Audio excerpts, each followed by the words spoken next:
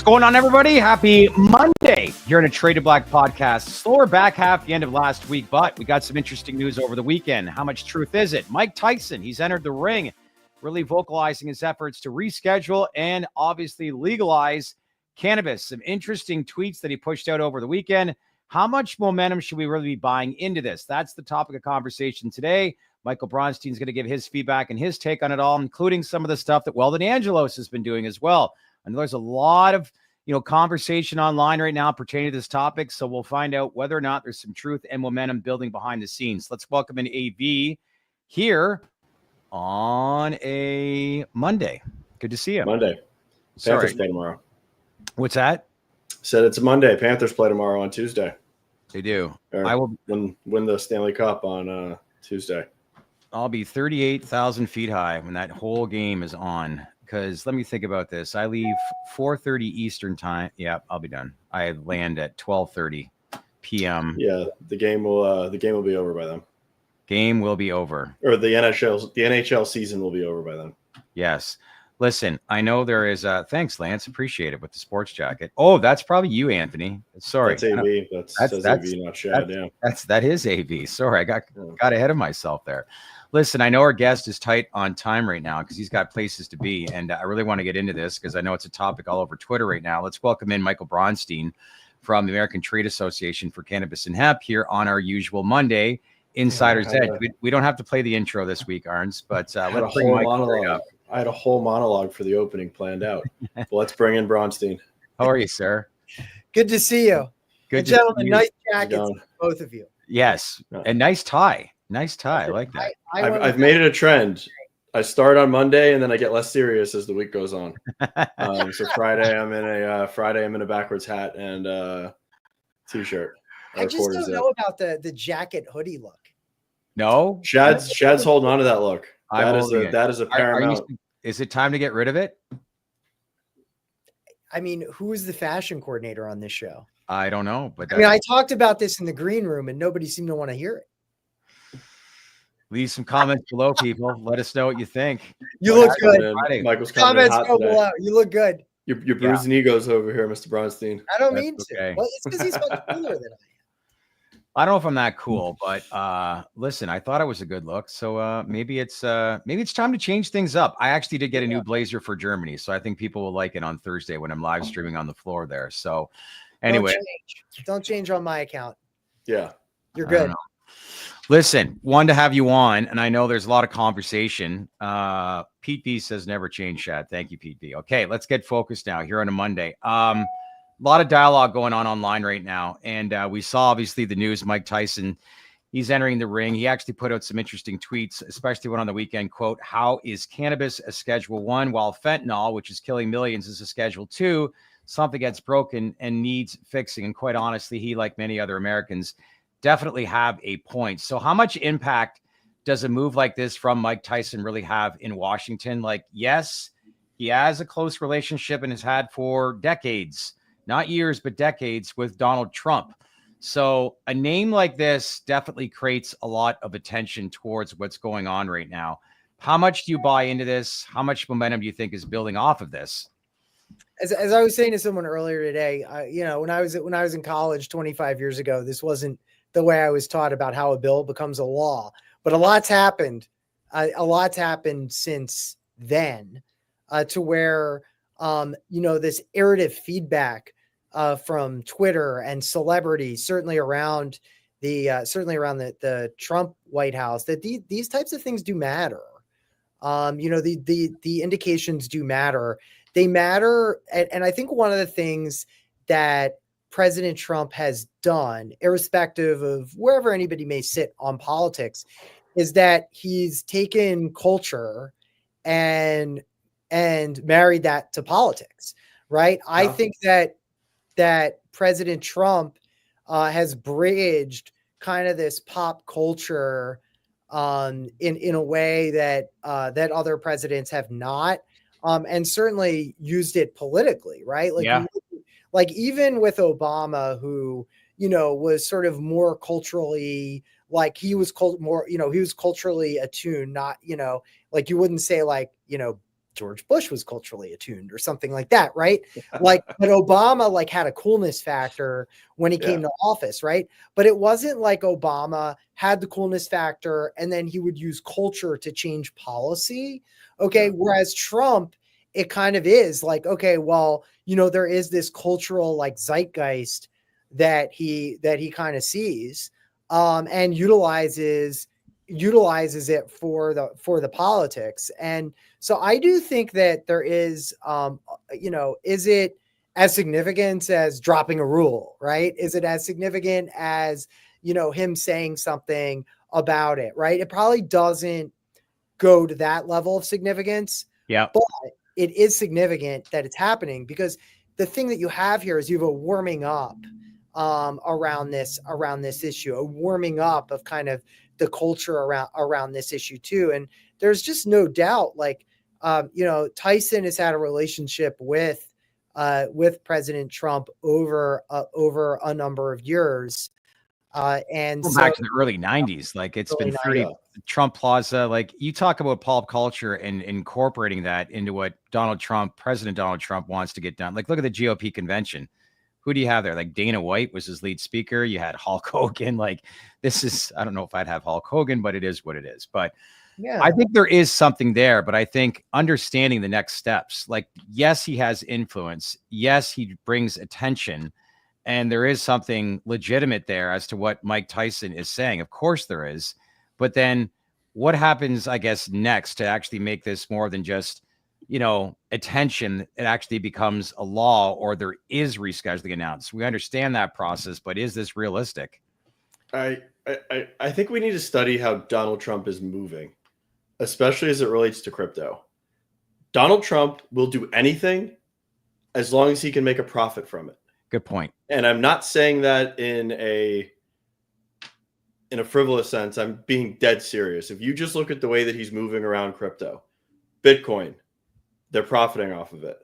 Ethereum, LibertyFi, the Trump organization, they're profiting off of that. They announced they're going to take Tron, which is a Chinese cryptocurrency run by a guy named Justin Sun, who is a walking SEC violation. Eric Trump is joining his board. They are taking it public via the NASDAQ. The stock was up 600% today. That's another cryptocurrency. His SEC case was thrown out. If Donald Trump and the Trump family can make a profit off of an industry and or something, to Michael's point, that is completely on par with being culturally relevant, they will push the needle and they'll get it done. Mm-hmm. Give him an MSO at this point. Give him something so that the Trump organization and the Trump family can profit off it. I'm being serious. I know. Because if you really $1 million checks to his campaign fund, all that's fine and dandy, but you really want to see what motivates them and motivates that side of the coin, unfortunately, it's self-enrichment. And that is on full display via cryptocurrency. That was a nascent issue that was getting hammered just as bad as cannabis before Donald Trump took office. And look at where it's going now. Yeah. The gloves are off and it's got the green light to go as far as it can possibly go. Michael, what's your response to that? I think it's a trailing, like, the thing is that when you see things that are kind of like culturally relevant and the way that like kind of Trump looks at it, like a lot of the things that he comes out for and kind of builds the culture around is when he's ready to bring folks forward before. Now, if you had talked to me and said, okay, like it kind of feels a little bit surreal to be talking about like, okay, we have, you have Mike Tyson saying this and then an administration could act on it per se. But like, let's look at the time that we live in, right now and how some of these other policies have been developed. And I think that the thing is that like, what Tyson has said about this and what he's been doing all along make him culturally relevant in this discussion and reach a much wider audience. And Trump remembers Yeah, I mean, like when Trump started out with Mike Tyson, I mean, yeah, I mean, it goes all the way back, to those boxing days, and Trump and Tyson have a warm relationship, Yeah, right, and have defended each other when others have been in trouble on them. you're right. One has been in trouble or the other has been in trouble. So I think it is a different relationship. But the other thing is that, like, the fact that that Mike Tyson is using his views here also is beneficial to the movement overall, about what he's saying. And there are a lot of messengers that we have. Not all of them get through in exactly the right way. And we have, the White House's post pictures with Mike Tyson. Like, it's just a different level of of cultural relevance to the White House. Yeah. Well, when I look at some of the people at the GOP convention, they all have one thing in common. It's that celebrity status. He loves to be in the public eye. Like, he likes Dana White because he can walk out of those events and feel the roar of 20, 25,000 fans, and that gets pushed out on social media everywhere. But there has to always be an angle that builds not only, and I don't want to say in every situation, his pocketbook, but just his profile. And Mike Tyson, is one of those guys that can, I think, definitely raise the bar, given the amount of attention that he does attract. But it is pretty, I'm curious to see if people that don't follow the space read a tweet like that and don't understand how fentanyl still is classified as a Schedule 2 and cannabis is still classified as a Schedule 1. I see you shaking your head, Anthony. Anybody that doesn't follow the cannabis industry is going to have absolutely no idea what Mike Tyson is talking about. Also, if you're going to go look at the CSA, there are certain substances or certain analogs of fentanyl that are Schedule 1. White China fentanyl, street fentanyl, the stuff that's actually killing people on the streets is Schedule 1. Schedule 2 is fentanyl that has an accepted medical use. So the Schedule 2 fentanyl is what you would see in, like, let's say, an epidural that they're going to give a woman that's in pregnancy. But the street fentanyl, like White China, I went through the CSA actually last week, and there is a lot of Schedule 1 substances that are fentanyl based in there. So, I mean, while his statement is factually accurate, it's not, you could pick it apart, but nobody outside of what we all talk about on a daily basis that's in the cannabis industry has any idea what Schedule 1, Schedule 2, the CSA, what any of that means. The best narrative that we're starting to create, and the Dank Informer's been just nailing it, is about the illegal Chinese grows, how that dovetails into fentanyl, how that dovetails into human trafficking, how that dovetails into money laundering. That needs to be cleaned up, and the only way to clean that up is via legalization or via rescheduling, formalizing the industry, getting it all just sweeping reform.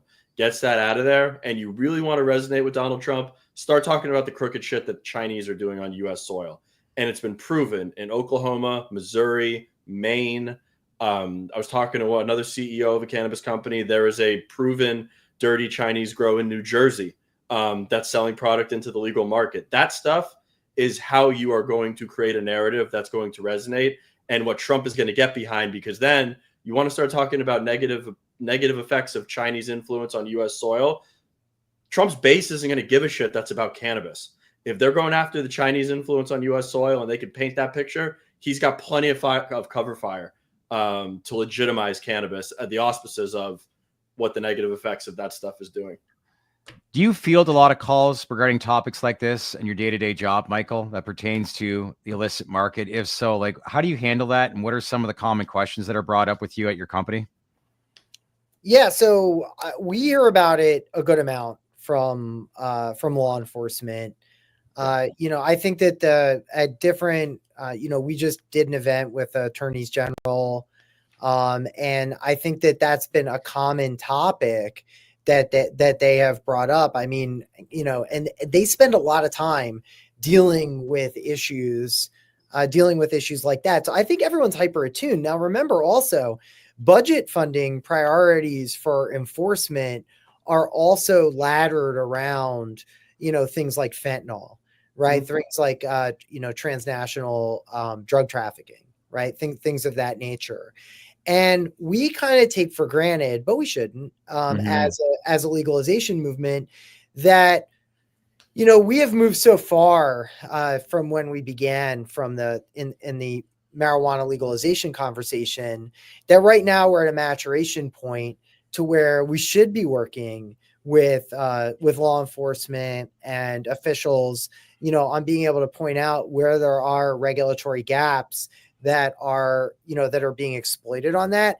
I would say that it's coming up more and more. I mean, we're taking phone calls from folks, and it's different because I think if people saw it and they were worried about it before, they were also worried about what it was that they were doing, even if it was state sanctioned. Whereas now I think it's like, okay, what we're doing is regulated. We have a state license. Yep.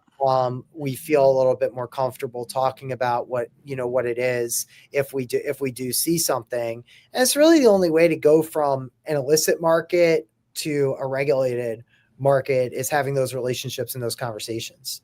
And you're seeing more and more of those conversations because are people becoming more and more aware of what's going on, would you say?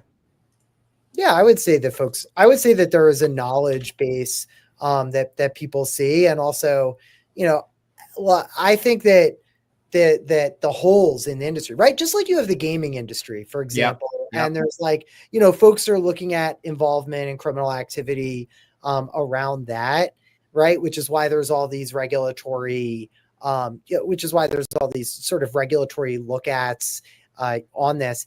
It's the same type of thing that you're seeing in this industry, and that to me is actually an important point, because really what it's showing is the legitimacy of the industry to be able to clean up people who say they're in the industry but they're not, and maybe they're involved on the wrong side of it. Those to me are points to look at moving forward. The thing that we have to be careful about is that marijuana legalization isn't so broadly accepted that we couldn't see some blowback against the regulated market. And I would argue that we've certainly seen blowback on the intoxicating hemp market following along those lines. Did you see what is actually proposed in Missouri today from stakeholders within the industry to potentially have a ballot initiative to unify the hemp industry and the cannabis industry within that state in 2026? That would be something. I think hemp probably gets banned, or we start to see more curtailing of the farm bill before then. But I mean, it's good that conversation is actually transpiring, because combining the two, like we had said on Friday, combining the two and letting the free market decide is really probably, for all intents and purposes, the best way to do this, regardless of how many stakeholders are opposed to that. The thing I was thinking about this week, it's kind of interesting to me when you sort of see what's going on, and there are over 40 different states that have put some type of introduction of laws in this session on how to deal with the intoxicating hemp issue, is that when you look at it federally, it's not really Congress. There's no one in Congress who really believes that this, quote unquote, legalized, or that you'd read the farm bill in a way that legalized. That's actually something that industry has manufactured in terms of justification for what it, justification for where industry is at on it.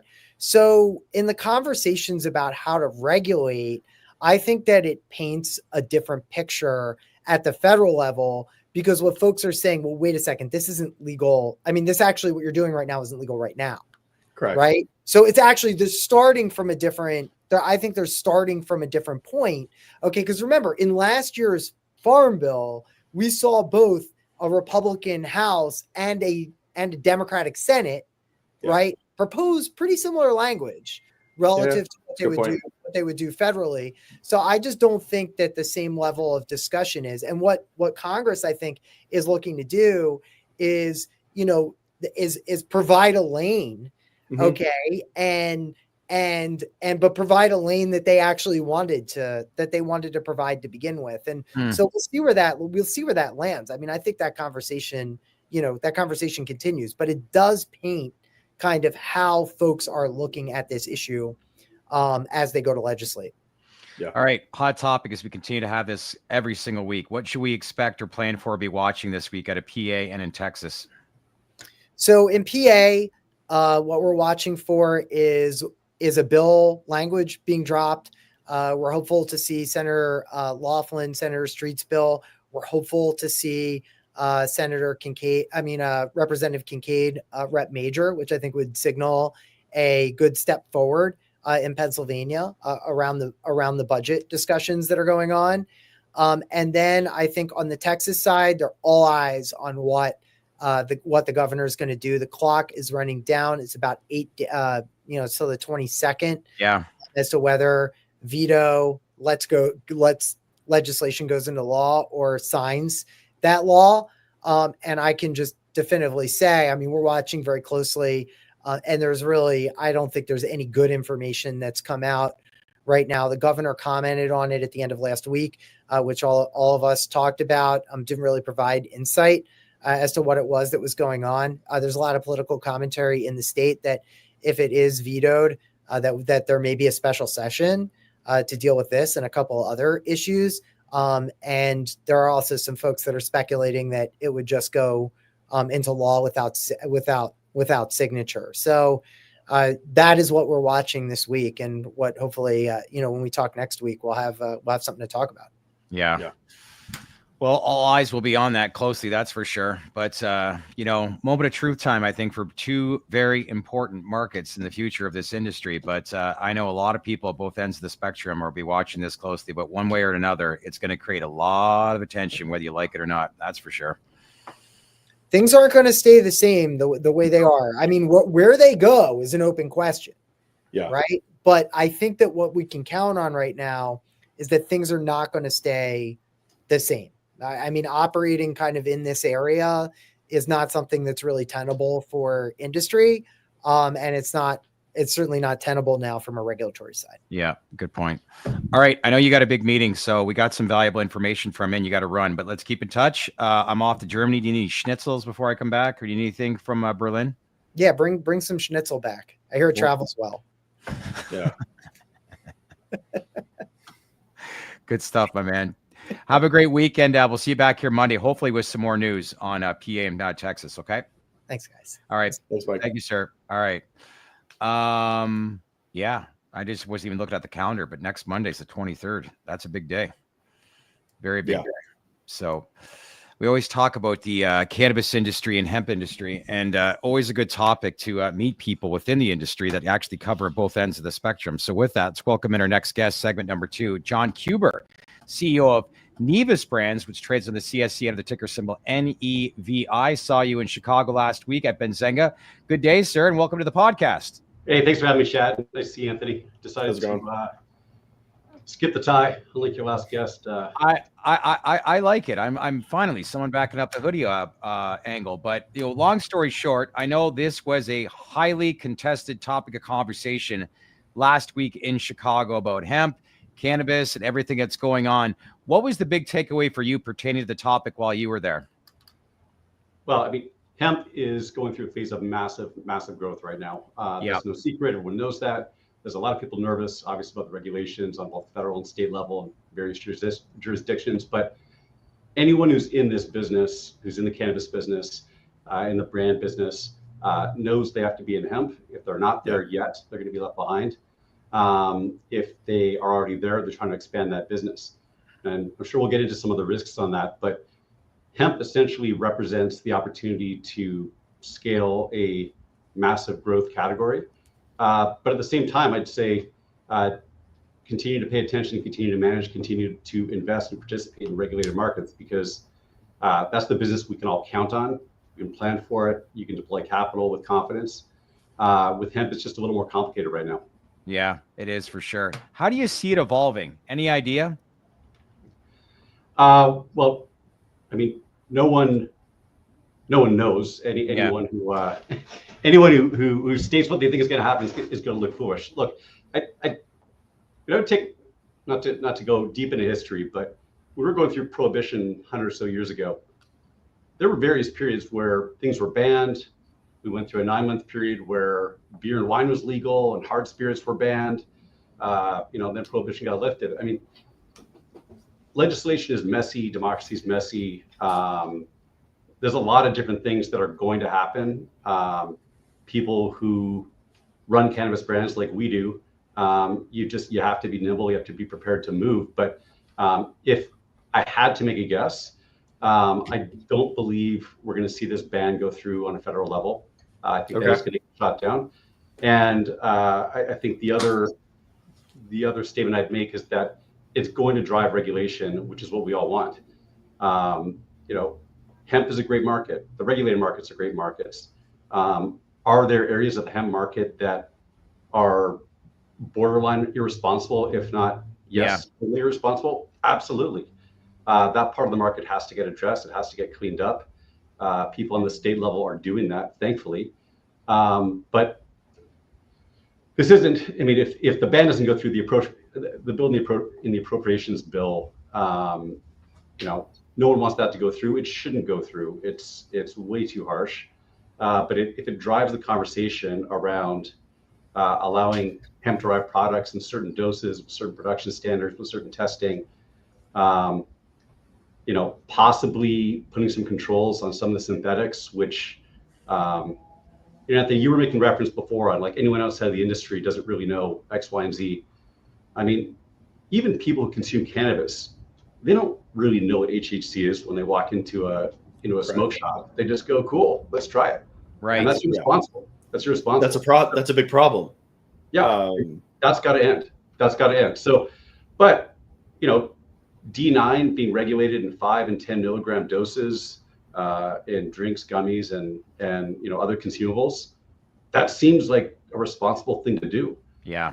And frankly, they'd be doing, they would be doing a massive service to the country if on a federal level they put in some regulation around that, if they get it right. Yeah. Do you think drinks are, I guess, insulated as far as the least amount of risk due to the form factor and the way that segment of the market has developed, being kind of on the alcohol industry's radar, leveraging their distribution? They've seen the opportunity and they have a big voice in something like Washington. They have lobbying dollars. And do you think that kind of insulates the beverage category to a certain degree? I would never use the word insulate, because we're all in this and having a watch. Yeah. So no one's safe. Is there an extra layer of protection? Definitely. I think from a production standard standpoint, there's more protections around drinks. Yes, there's some shady drink operators, but for the most part, you're getting proper dosage. You know what you're consuming, and even gummies to some extent. But to your point on having the wine and spirits wholesale lobby on our side, very powerful lobby. Very good to have them fighting the good fight, and hopefully they're able to use their muscle to get regulation done the right way without an outright ban. Yeah. And then how are you thinking strategically with Nevis on a market by market basis? Because going into a specific market, obviously it takes a certain level of CapEx investment, certain level of just resources that are dedicated. And then with hemp, we don't really have true clarity on if that market could, let's say, just shut down overnight, like let's say what Texas is facing. Like, how are you thinking about that, or how have you navigated that landscape strategically? Because you're in several markets today, both on the traditional cannabis side as well as the hemp derived side. Great question. I might just take 30 seconds just for viewers who don't know our company. So we own a series of cannabis beverage brands. We operate in 11 regulated markets as well as the hemp D9 markets. We primarily, in the regulated market, we operate through a license model where we allow other successful producers to produce our leading brand, Major. They produce it at scale, they sell it, we collect royalties, and we provide them the tech and the know-how to be able to produce our product effectively, which we've done 10 million times in the case of Major. So look, whether it's regulation or strength of market, for better or worse, we're no strangers to being in a market, being somewhat invested in it, and then having to pivot either away or with a different product mix or different dosing mix or change our packaging. And it's been, there's advantages and disadvantages to every business model, but in our case, and where our industry is right now, it's nice not to be pot committed from a CapEx standpoint in any one market or in any one product in particular. Right. Yes, we put our our chips on beverages, and we're glad we have, because there's a lot of opportunity there. But we were big in Arizona for a while. Arizona has turned into a tough market, and we've shied away from that market. New Jersey was, really nothing a year ago.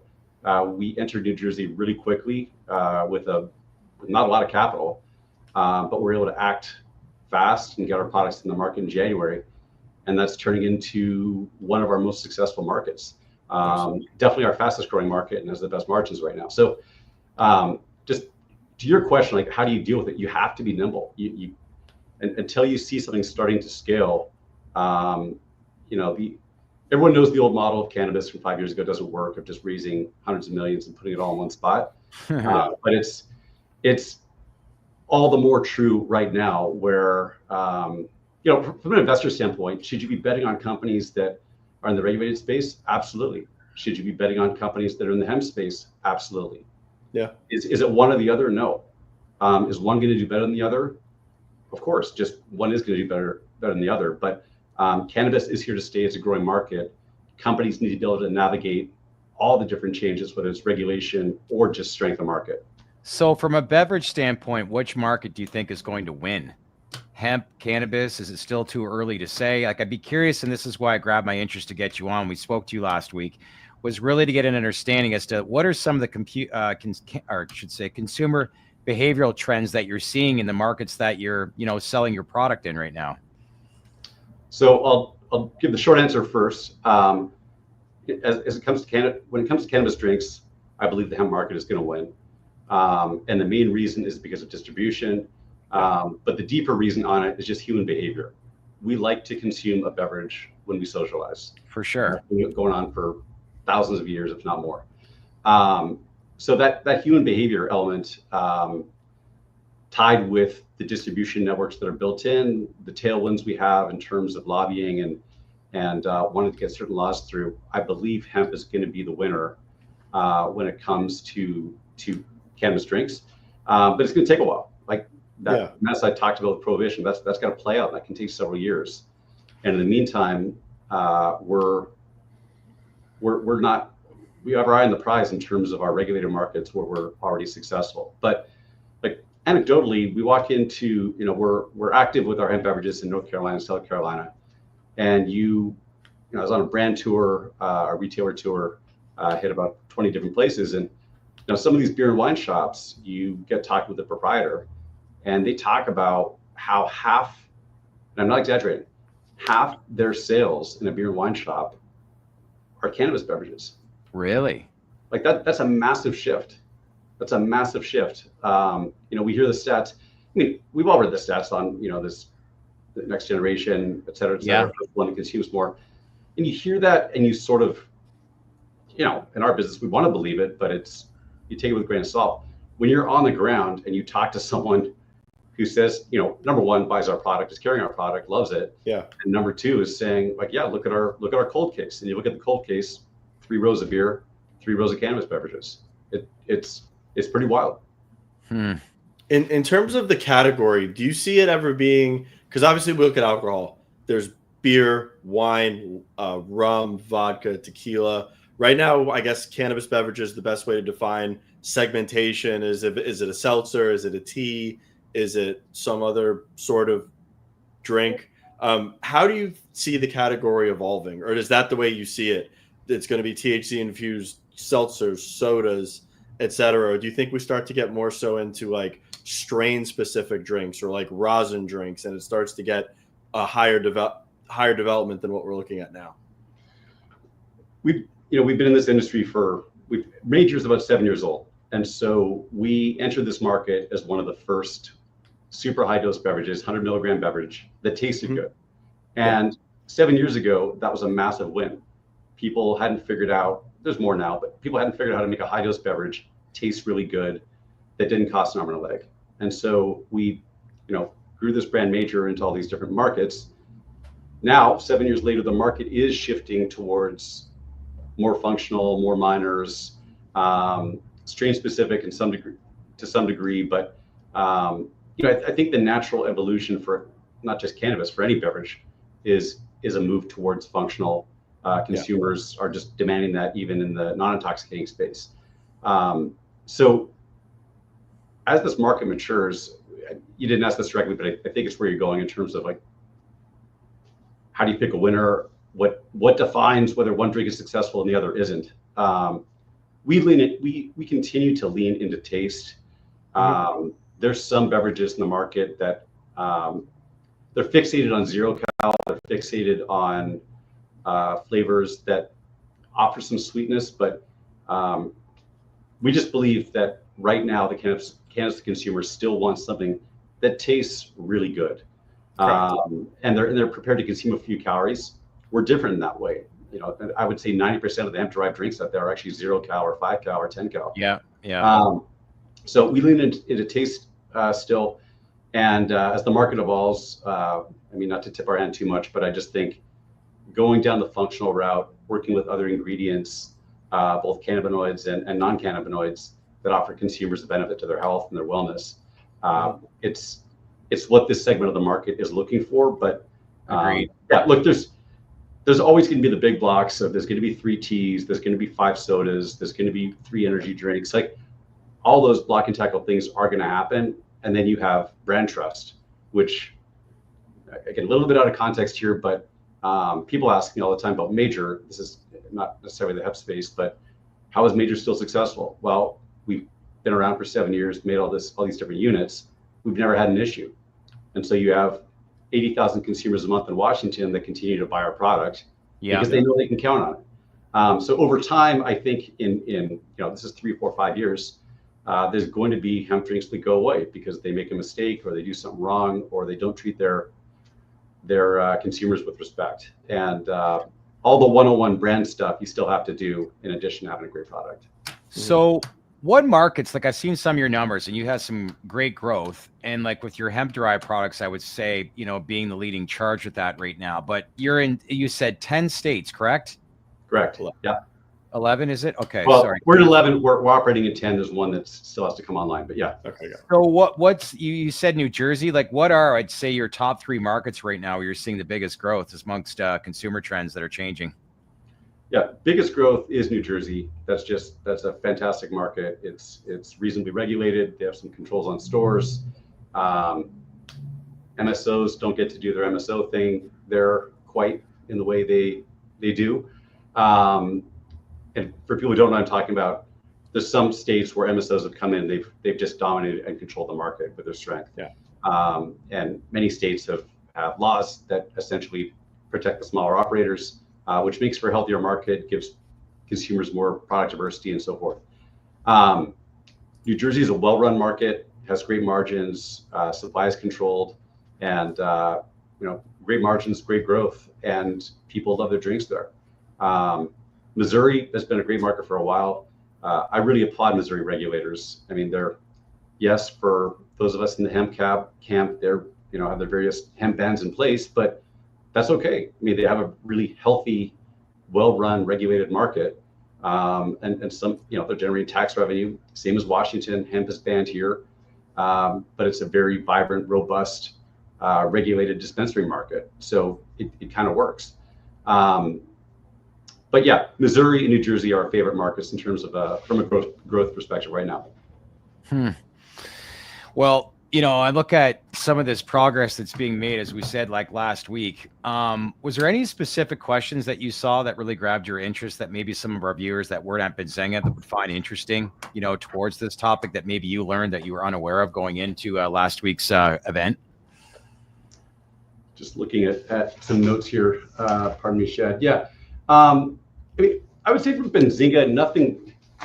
It's hard for me to know what people know and don't know because, we're in our bubble. Benzinga was not a big aha event for us. It was great to see a lot of brands and people that we knew. Great event. But you brought up to me off camera, there's a lot of hemp events that I think some of us in this industry should be aware of and the size of them. Maybe talk a little bit about what those are all about and how many people are attending and what's some of the narrative that you hear at those events. Yeah, I mean, when you go to an alternative products expo or a Champs expo, or this summer, the Hemp Beverage Alliance is putting on an event, which is obviously just for beverages only. Yeah, you you see the energy. I mean, there is a fraternal atmosphere, brotherhood, sisterhood, whatever you want to call it. We all work together, and every event you see more people. Actually, just talking about Benzinga, we were serving Happy Apple in that booth. A couple brands next to me, and you get talking about various, distributors that each of us are working with. We all share information. I mean, this is growing too quickly and changing too much for us not in cannabis. What's that? I said not in cannabis. No, it's a different vibe for sure. Totally different vibe. But right now, we definitely have that sense of wanting to help one another. So, I mean, there's other events that are happening. They're not necessarily investor friendly just yet. They're more industry friendly. Yeah. But people like the Hemp Beverage Alliance are really doing a great job of galvanizing this industry. We're scheduled to grow, from like 500 million to 2 billion. The hemp beverage industry, 500 million to 2 billion in the next 3 or 4 years. That's pretty dramatic growth, seeing 4x in this sort of nascent industry. But we're starting to see real numbers, and we're going to see more events. Yeah. Well, we talk about mergers and acquisitions, something we brought up a few times, Anthony, too. And we've asked a few CEOs about, are they going to create their own product, their own brand? It's a big uplift right now, obviously, with margin constraints for a lot of these cannabis companies. But are you seeing interest, I guess, from cannabis companies based on the model that you're building out right now, John? We entertain conversations. I mean, for any of our investors who are watching, I mean, look, we're a profitable company. We trade with about a $2.5 million market cap. So we're a tiny player from a market cap perspective. We're a well-known, respected player from a brand standpoint. Most of the industry knows most of the hemp industry knows Happy Apple. So, I mean, for us right now, it's a bit cliche, but you just got to, our heads are down.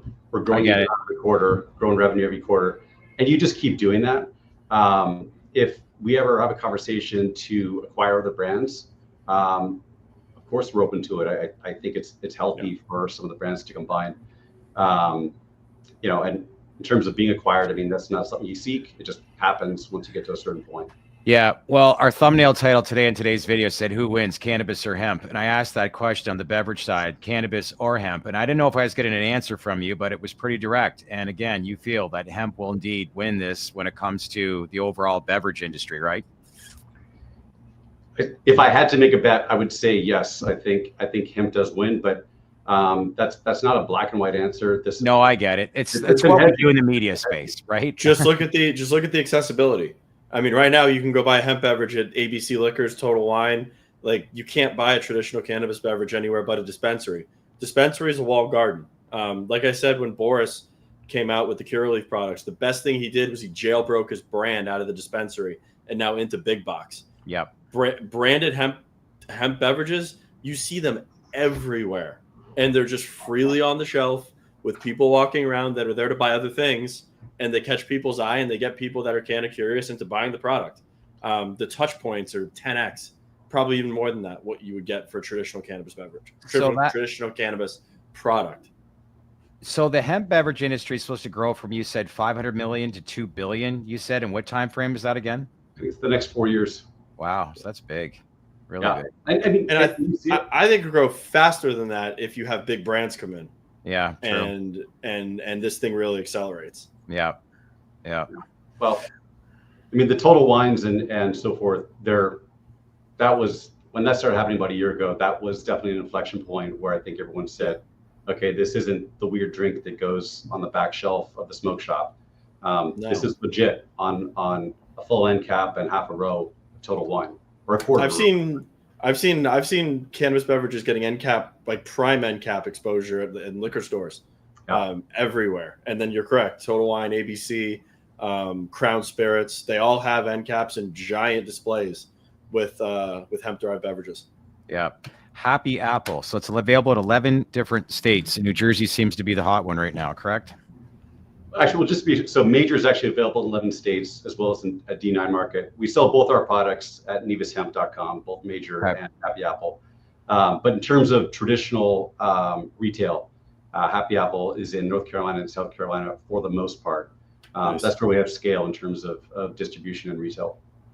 It's crazy when you said over half the business at these beer and wine stores are now losing our market share to cannabis. I don't know if you saw that news a week and a half ago, but the CEO from Brown's Foreman also saying in their latest earnings how it was down 7%, and everything that we kind of knew in this industry, but he made it public. And it's, I don't want to say it's good to know, but it's interesting to learn that they're seeing a dent put into their market share because of the cannabis industry, which I think once you get some regulatory reform in place and there's a little bit more direction, as we've said all along, this becomes a CPG industry even more so, with a lot of these big brands like Big Tobacco and Big Alcohol stepping in more and more, right? Yeah, I mean, it sort of comes full circle to the title listing, which wins, and your previous guest talking about regulation. I mean, there's going to be so much noise and chatter and loops and end runs and so on, but the populace loves this product. Society has voted and said, we like this, it works for me, I want to have it. Yeah. And that's the main thing you need. I'm not saying that always, I was going to say trumps, that always wins over legislation, but it usually does. I mean, they don't always listen to the people, but if there's enough people saying that they believe in a product, good things usually happen, or the right thing usually happens. Data doesn't lie. Do it the right way and give the people what they want. Right. But anyways, trade on the CSC under the ticker symbol NEVI. Nevis Brands. John Keuber, first time to the podcast. Appreciate the update. Wanted to have you on because you focus obviously in both industries. But great feedback, and more importantly, let's keep in touch. Okay. I really appreciate being on the show. Thanks, Chad. Yeah. Thanks, John. Awesome. Thanks, John. Appreciate your time. Bye. Interesting. Also, yeah, Lone Star. I didn't say that Hometown Hero wanted regulation. I said that if offered the opportunity, I would bet you that Hometown Hero's business would be able to get regulated very quickly.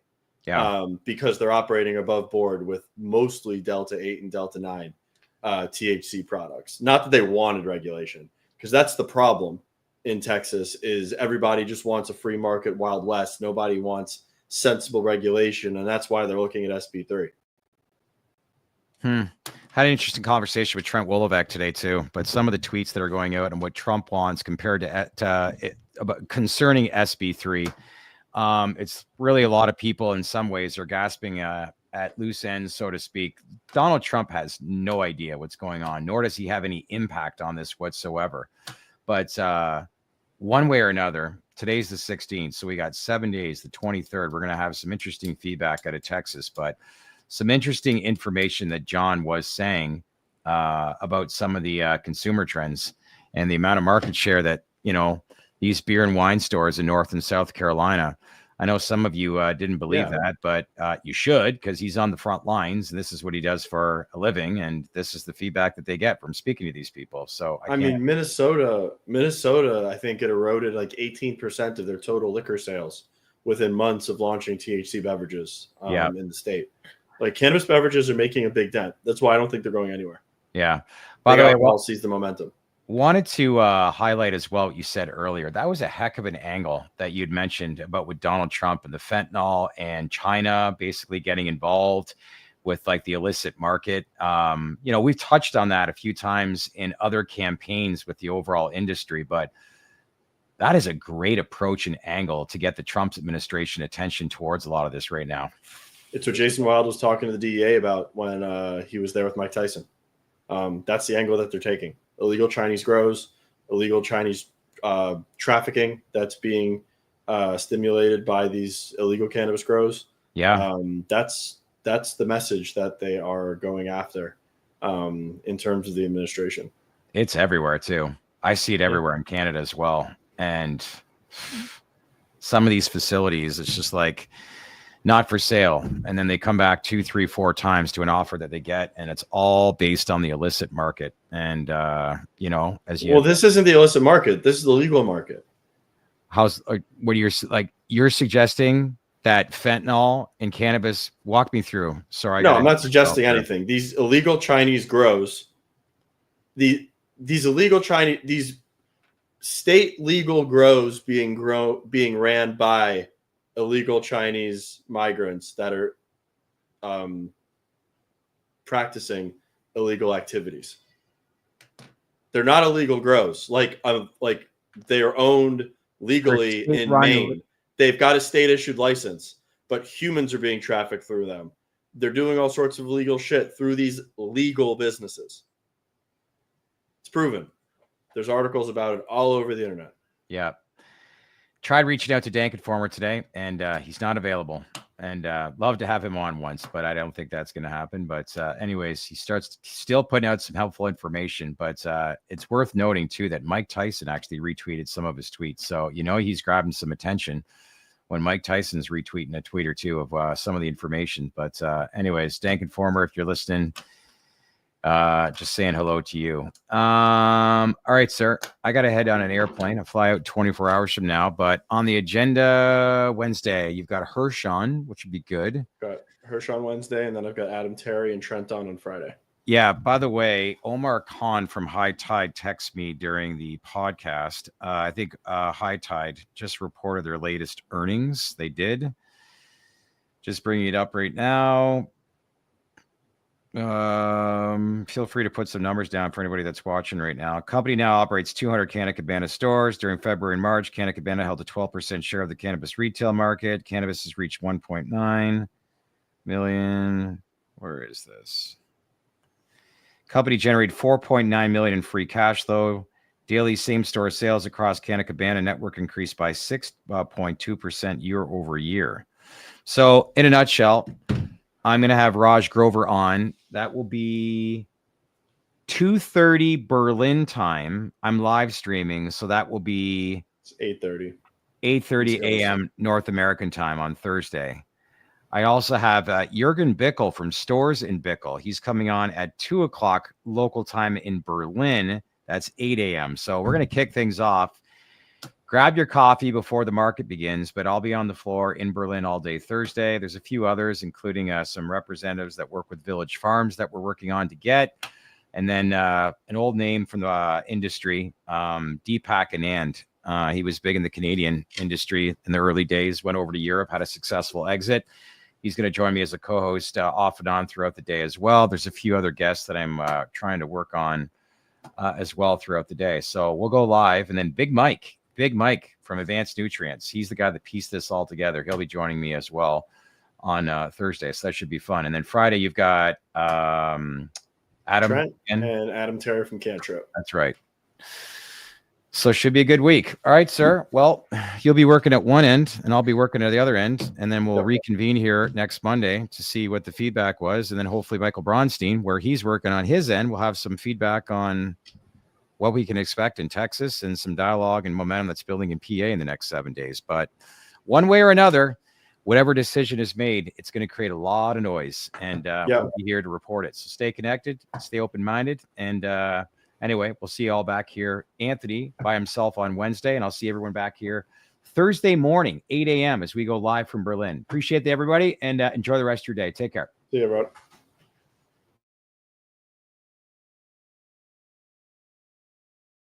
So, what'd you think of all that information? Some interesting stuff that we just learned once again here at the TDR Trade to Black podcast. Let's keep the conversation going. So leave your comments below. We'd love to get your feedback. As usual, if you have time, make sure to like, subscribe, and smash on that bell for all notifications. And stay connected with us here at the Trade to Black podcast. Thanks for watching, everyone.